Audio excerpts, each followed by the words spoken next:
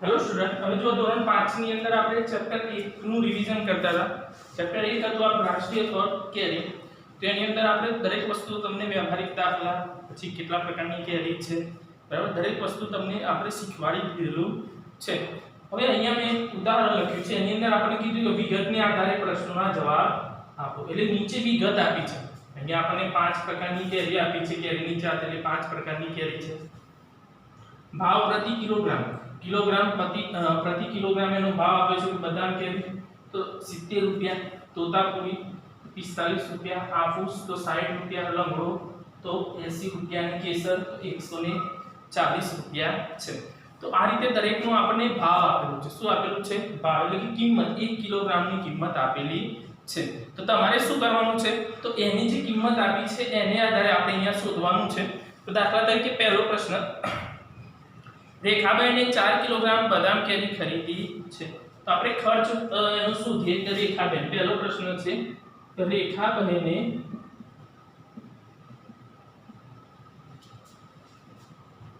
रेखाबेने बराबर 4 किलोग्राम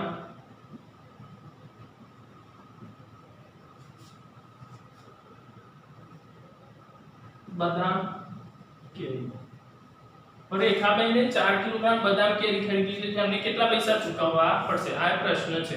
તો 4 કિલોગ્રામ કેરી ખરીદી છે તો हमने કેટલા પૈસા ચૂકવવા પડે? તો કેટલા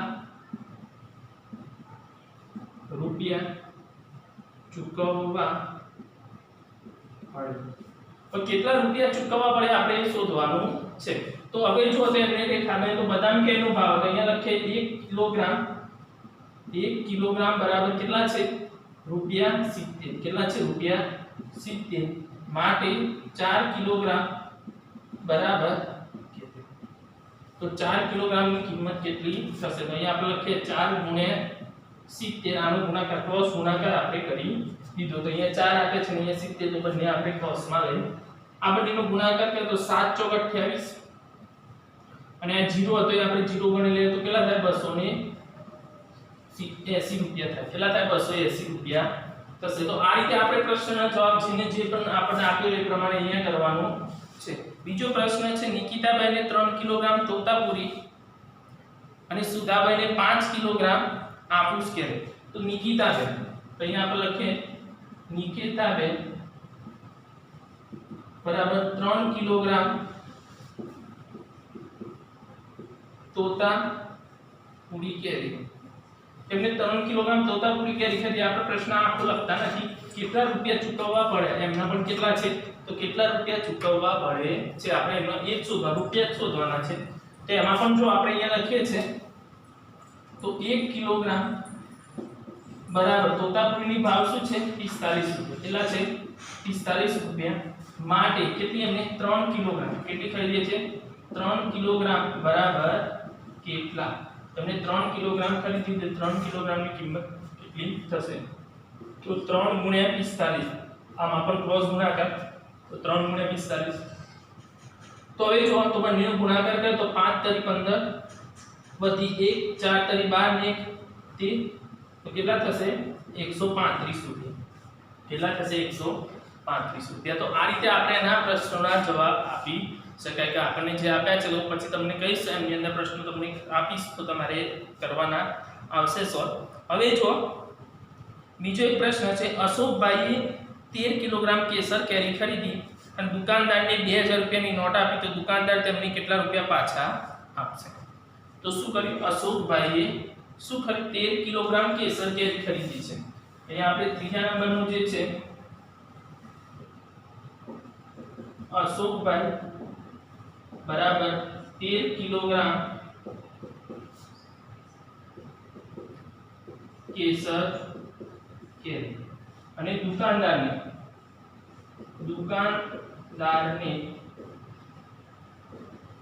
આપેલ રૂપિયા બરાબર 2000 કેટલા આપે? 2000 રૂપિયા એમને આપેલા છે। હવે જો આપણે તો કેસર કેરીની પહેલા આપણે શું કરીએ? કેસર કેરી 13 કિલોગ્રામ છે એ કેસર કેરીની કિંમત આપી છે આપણે કેટલી આપેલી છે તેનો ભાવ આપણને આપેલો છે। તો કેસર કેરીનો ભાવ આપણે 40 રૂપિયા આપી છે એવી અમને કેટલી 13 કિલોગ્રામ કેરી ખરીદી તો અહીંયા લખીએ 1 કિલોગ્રામ બરાબર રૂપિયા 140 માટે 13 કિલોગ્રામ બરાબર કેટલા તો 13 કિલોગ્રામ ને આપણે કિંમત શોધી તો 13 * 140 બંનેનો ગુણાકાર કરવો હવે બંનેનો ગુણાકાર કરીએ એટલે આપણને જવાબ મળી જશે જે સંખ્યા આપણને આપી છે એ પ્રમાણે આપણને એનો જવાબ મળી જશે તો 13 * 14 કરવા પડશે પહેલા 13 * 0 ને આપણે ભૂલી જઈએ તો 13 * 14 અથવા 14 * 13 0 3 1 4 તરી 12 વધી 1 4 * 4 ને 5 તો 2 3 ને 8 વધી અહીંયા આવશે 1 બરાબર અહીંયાથી આપણને જે જવાબ મળે છે એ જવાબની અંદર આપણે તો એને કેટલા રૂપિયા ચૂકવેલા છે તો તેના પરથી આપણને ખબર પડશે તો હવે જો તો અશોકભાઈએ 13 કિલોગ્રામ કેરી ખરીદી છે તો આપણે એનો ગુણાકાર કર્યો એટલે આપણને એનો જવાબ મળી ગયો તો જો એની અંદર આપણને જે પ્રમાણે મળે છે બરાબર તો અહીંયા આપણે કર્યું 4 તરી 12 વધી 1 4 * 4 ને 5 3 અને 1 * 1 13 2 0 તો અહીંયા આપણને જે જવાબ મળે છે બરાબર 13 ગુણ્યા તો 13 ગુણ્યા આપણે કર્યા છે તો 13 * 14 કેટલા આવે 182 અને 0 એટલે કેટલા થાય 1820 કેટલા થશે 1820 રૂપિયા થશે હવે એની અંદર શું કીધું છે આપણને તો એની અંદર 2000 રૂપિયા એમને આપેલા છે તો 2000 રૂપિયા આપે છે તો આપણે એને અહીંયા આગળ ઉપર ગણીએ છે તો દુકાનદારે આપેલ રૂપિયા તો અહીંયા અમને શું કીધું છે દુકાનદાર તેમને કેટલા રૂપિયા પાછા આપશે તો પાછા રૂપિયા બરાબર તો એમને જેટલાની નોટ આપી હતી તો આપેલ રૂપિયા માઈનસ ખર્ચ તો કે એની પાછળ એમને કેટલો ખર્ચ થયો એમને આપ્યા હતા કેટલા 2000 માઈનસ ખર્ચ કેટલો થયો 1820 કેટલો થયો 1820 તો 2000 માંથી 1820 માઈનસ કરો એટલે કેટલા આવે 180 રૂપિયા દુકાનદાર એમને કેટલા રૂપિયા પાછા આપે 180 રૂપિયા પાછા આપે છે તો આ રીતે આપણે દાખલા ગણી શકાય છે આવા ઘણા બધા દાખલા એની અંદર આપ્યા છે હું તમને બાકીના બીજા દાખલા છે તમને જાતે ગણવા આપું તમે અહીંયા આટલું પહેલા આટલું લખી દો પછી તમને દાખલા જાતે ગણવા આપી છે તમારે આ કોષ્ટકના આધારે ગણવાના રહેશે બરાબર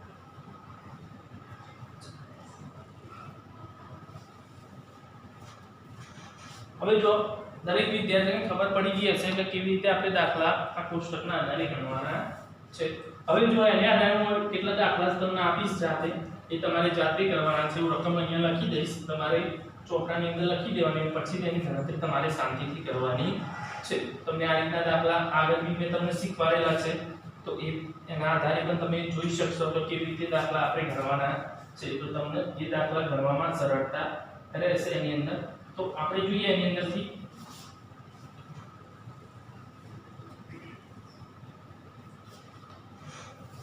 તો જો આપણે એક દાખલો તમને જાતે ઘરેથી કરવાનો છે, લખો અહીંયા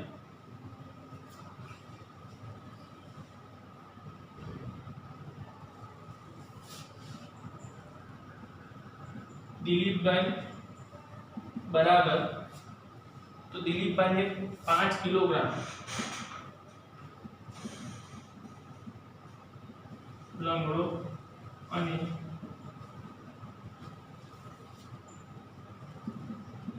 અલ્કેશભાઈએ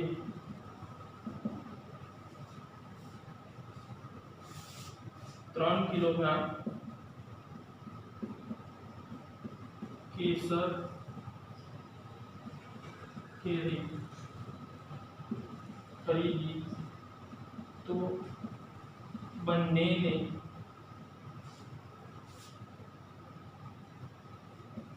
કુલ કેટલા રૂપિયા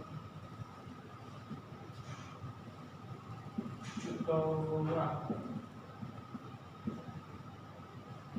આ પ્રશ્ન જાતે કરવાનો છે, સમજી લઈએ આપણે. દિલીપભાઈએ 5 કિલોગ્રામ લંગડો કેરી અને અલ્કેશભાઈ બરાબર 3 કિલોગ્રામ કેસર કેરી ખરીદી, તો બંનેને કુલ કેટલા રૂપિયા ચૂકવવા પડશે? એટલે બંનેના ભેગા પહેલા તમારે દિલીપભાઈને શોધી લેવાના 5 કિલોગ્રામ લંગડો કેરીના, પછી અલ્કેશભાઈના 3 કિલોગ્રામ કેસર કેરીના ગણી લેવાના, અને પછી તમારે શું કરવાનું છે? બંનેનો સરવાળો કરી દેવાનો. શું કરવાનું? બંનેનો સરવાળો. એટલે બંનેનો સરવાળો કરશો એટલે તમને જવાબ મળી જશે કે એની અંદર આપણે કેટલા અને કોને કેટલા લેવાના થશે. પછી જો બીજો પ્રશ્ન આપણે લખીએ.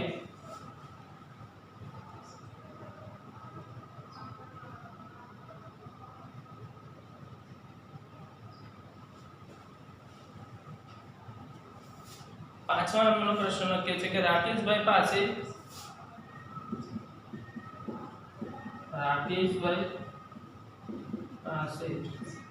રૂપિયા 240 છે. કેટલા છે? 240 છે. તેમાંથી તેમને ચોથા ભાગના રૂપિયાની આપૂસ કરી, તેમાંથી તેમને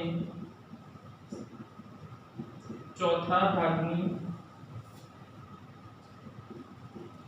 આપૂસ કરી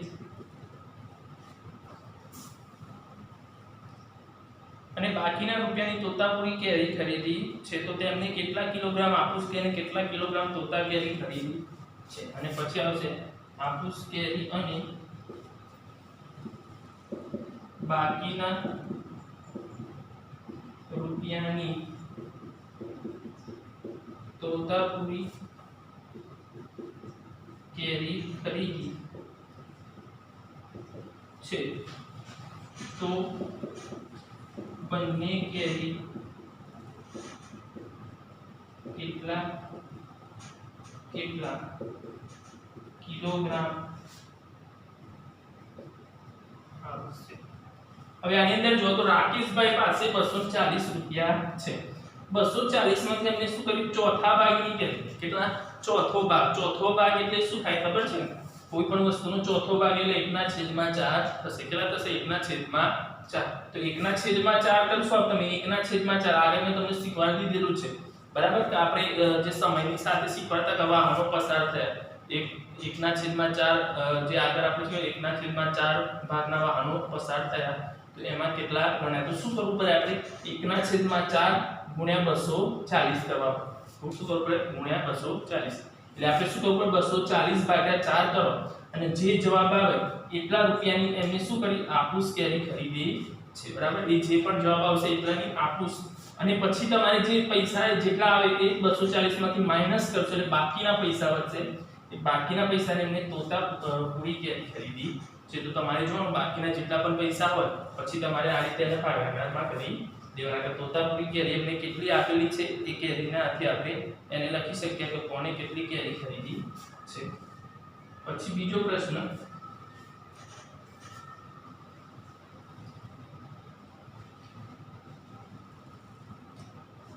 સંજયભાઈએ 1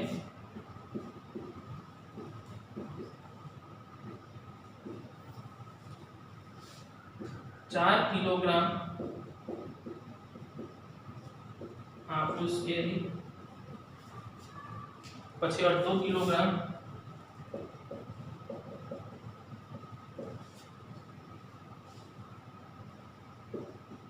બદામ કેરી અને 1/2 કિલોગ્રામ કેસર કેરી ખરીદી.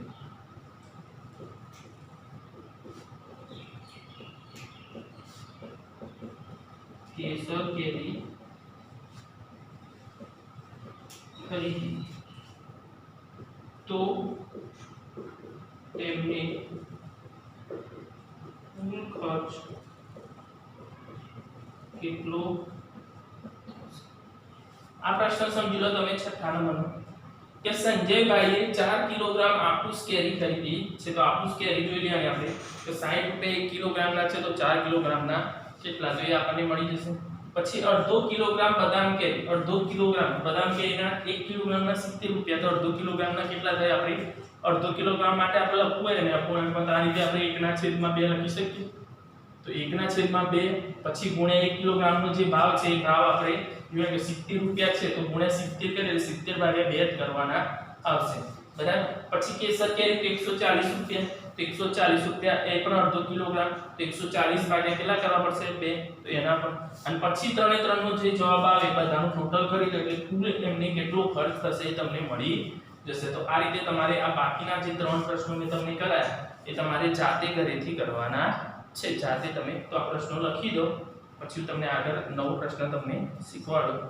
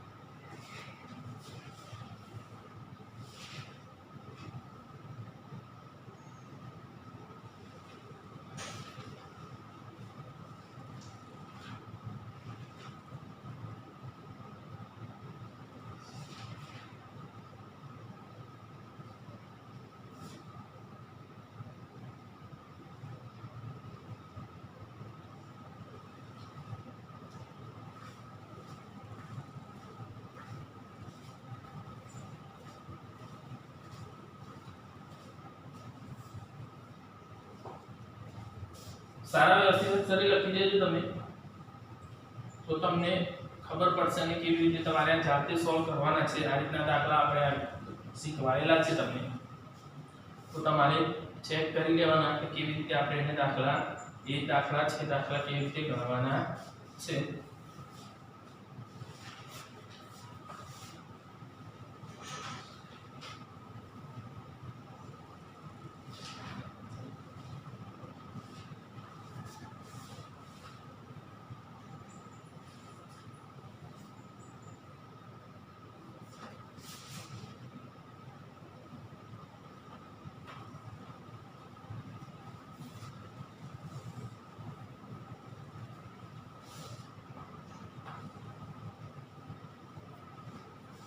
હવે જો બીજો આપણને એક ઉદાહરણ આપ્યું છે.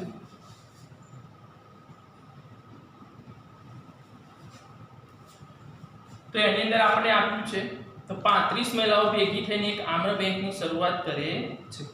35 મહિલાઓ ભેગી થઈ એક આમ્ર બેંક બનાવે છે. પ્રત્યેક મહિલા દર મહિને રૂપિયા 160 કેટલા 160 રૂપિયા બચત કરી બેંકમાં જમા કરે છે. તો આપણે અહીંયા લખીએ કુલ મહિલાઓ બરાબર 35, પછી પ્રત્યેક મહિલાની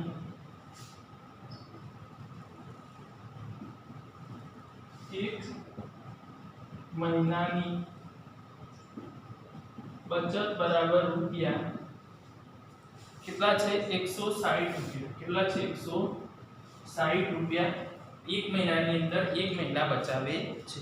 તો આ બેંકમાં દર મહિને કુલ કેટલા રૂપિયા જમા થશે અને એક વર્ષમાં કુલ કેટલા રકમ જમા થશે, બરાબર. તો આપણે શું કીધું કે એક મહિનાની રકમ તો અહીંયા આપણને આપેલી છે કે એક મહિના આટલા રૂપિયા બચાવે છે. તો હવે આપણને ખબર પડી કે એક મહિનાની આપણે શોધવી હોય તો ટોટલ કેટલી છે, 35 મહિલાઓ છે. તો આપણે લખીએ અહીંયા એક મહિલા બરાબર કેટલા છે, રૂપિયા 160 માટે 35 મહિલાઓ છે. તો 35 મહિલા બરાબર કેટલા, તો ક્રોસ ગુણાકાર 35 ગુણ્યા 160 કેટલા, 35 ગુણ્યા 160 તેનો ગુણાકાર કરીએ આપણે તો અહીંયા 0 નો ભૂલી ગયો, 35 ગુણ્યા 16 કરીએ તો અહીંયા આપણે કરીએ 35 ગુણ્યા 16 0 5 ને 5 3 ના 3 પછી જો 6 પંચા 30 વધી 3 6 તરી 18 ને 3 21 0 6 અને 5 560 અહીંયા લખે 560 અને આ 0 લગાવવાનો તો કેટલા આવે 5600 રૂપિયા. કેટલા, એક મહિનાની બચત છે 5600 રૂપિયા છે એમને. હવે પછી શું કીધું, એક વર્ષમાં કુલ કેટલા રૂપિયા જમા થશે. હવે એક વર્ષમાં આપણે લેવાનું છે તો એક વર્ષની અંદર એક કુલ કેટલા રૂપિયા જમા કરે છે. તો આપણને એ પણ ખબર પડે કે એક વર્ષ બરાબર 12 મહિના. આપણે પોઈન્ટ યાદ રાખવાનો, એક વર્ષ બરાબર 12. તો અહીંયા આપણે એને આધારે લખીશું આપણે કે જે એક મહિનાની અંદર કહે છે તો અહીંયા લખીએ એક મહિનો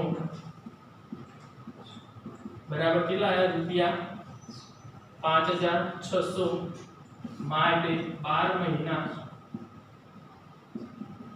બરાબર કેટલા, તો આમાં ક્રોસ ગુણાકાર 12 ગુણ્યા 5600 આ બંનેનો ગુણાકાર કરવાનો છે. હવે શું કરીશું આપણે, બે 0 અત્યારે ભૂલી દઈએ, 56 અને 12 નો ગુણાકાર કરીએ તો 0 6 5 6 દુ 12 1 5 10 ને 11 અહીંયા આવશે 2. જે જવાબ આપણને મળે છે એ જવાબ આપણે લખી દે 6 ને 1 7 અને 5 ને 6 તો કેટલા 672 અને 2 0 લગાવી દેવાના આપણે એટલે કેટલા થાય તો 67200 રૂપિયા. તો 12 મહિનાની અંદર એ કેટલું બચત કરશે, 67200 રૂપિયા બચત કરે છે. તો આ રીતે આપણે એને લખી શકીએ કે જે આપણે બચત આપી છે બચતને આપણે આ રીતે દર્શાવી શકાય. હવે જો તો એને આધારે તમને આ તો ખબર પડી કે આપણે કે કોની કેટલી મહિલાઓ હતી, પ્રત્યેક મહિલા દર મહિને કેટલી બચત કરે છે, એક મહિનાની અંદર 35 મહિલાઓની કેટલી બચત થશે અને એક વર્ષની અંદર કેટલી બચત થશે. એને આધારે જો આ બેંકમાં દીપિકાભાઈને એક લારી ખરીદવા રૂપિયા 6500 ની લોન લીધી, તેમને એક વર્ષ સુધી દર મહિને 600 રૂપિયા તેમને પાછા ચૂકવ્યા તો તેમને કુલ કેટલા રૂપિયા વ્યાજ ચૂકવ્યું હશે. તો વ્યાજ એમને કેટલું ચૂકવ્યું, તો તમારે આપણે શું કરવું પડશે, એમને 600 રૂપિયા ચૂકવ્યા છે, દર મહિને એમને લોન લીધી છે, જે લોન લીધી તો દીપિકાભાઈને લીધેલી લોન. તો અહીંયા આપણે આ પ્રશ્ન છે ધ્યાન રાખજો.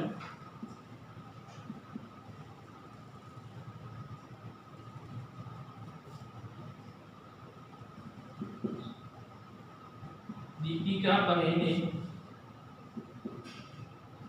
લીધેલ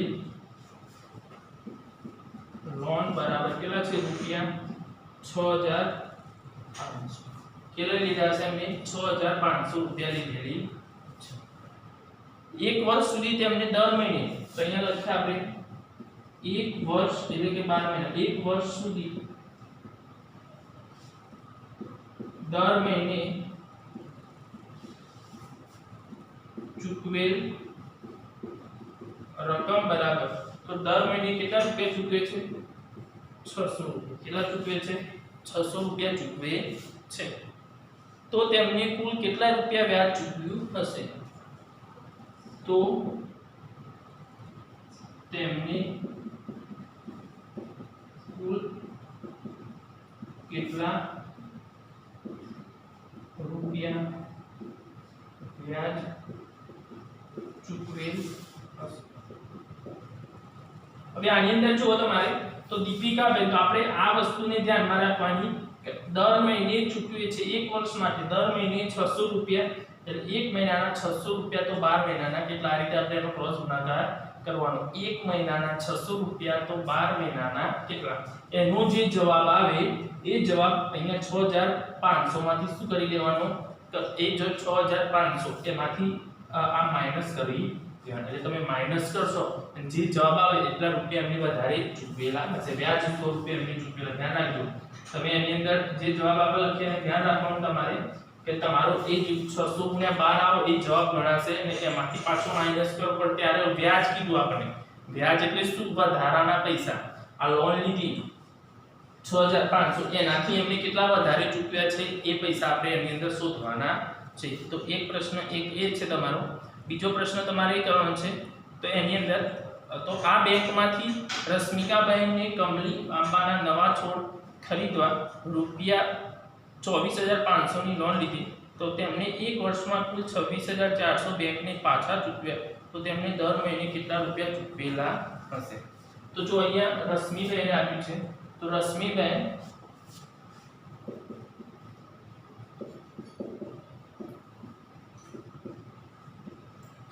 લીધેલ લોન તો લીધેલ એમને કેટલી લોન લીધી છે તો 24500 રૂપિયા 24500 રૂપિયા બરાબર પછી એમને શું કર્યું કે તેમને એક વર્ષમાં કુલ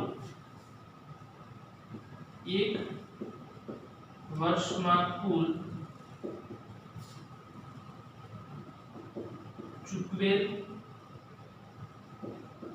રકમ બરાબર તો કેટલી એમને રકમ ચૂકવી છે રૂપિયા 26500 એ 26400 એટલી ચૂકવી એમને 26400 રૂપિયા એમને ચૂકવેલા છે લીધી છે 24500 ચૂકવ્યા છે 26400 તો એમાં કીધું છે પાછા ચૂકવ્યા તો તેમને દર મહિને કેટલા રૂપિયા ચૂકવેલા હશે તો એને તો તેમને દર મહિને કેટલા રૂપિયા ચૂકવ્યા હશે તો આ પ્રશ્ન છે દર મહિને ચૂકવેલા કેટલા રૂપિયા છે તો એ માટે તમારે શું કરવું પડશે તેમને લોન જે લીધી હતી એ તો બરાબર છે એની જે લોન પણ એના આધારે આપણે 12 થી અહીંયા આપણે કરવું પડશે કે જે સંખ્યા આપણને આપી હોય તો આની અંદર જે કઈ સંખ્યા તો આપણે શું કરવું પડે તો એક વર્ષ એટલે 12 મહિનાના તો 12 મહિનાના અહીંયા આપણે જેટલા ચૂકવ્યા છે એમને તો 12 મહિના બરાબર એમને કેટલા ચૂકવ્યા 26400 માટે એક મહિનાના કેટલા તો ક્રોસ કરશો તમે તો 26400 ભાગ્યા 12 કરવા પડશે કેટલા કરવા પડશે 26400 ભાગ્યા 12 કરશો એટલે એની અંદર જવાબ મળી જશે તો આ રીતે તમારે આ બે પ્રશ્નોના જવાબ જાતે કરવાના છે બરાબર જાતે કરશો એટલે તમને એની અંદર ખબર પડી જશે કેવી રીતે આપણે એને તો આ રીતના બી દાખલા આપણે તમને આગળ શીખવાડેલા છે બરાબર તો એ રીતે કરવાના આગળનું જે છે બરાબર ઉદાહરણ બીજા પણ છે ઘણા બધા એ તમને નેક્સ્ટ લેક્ચરની અંદર બનાવીશ તો આટલું તમે એની અંદર લખી દો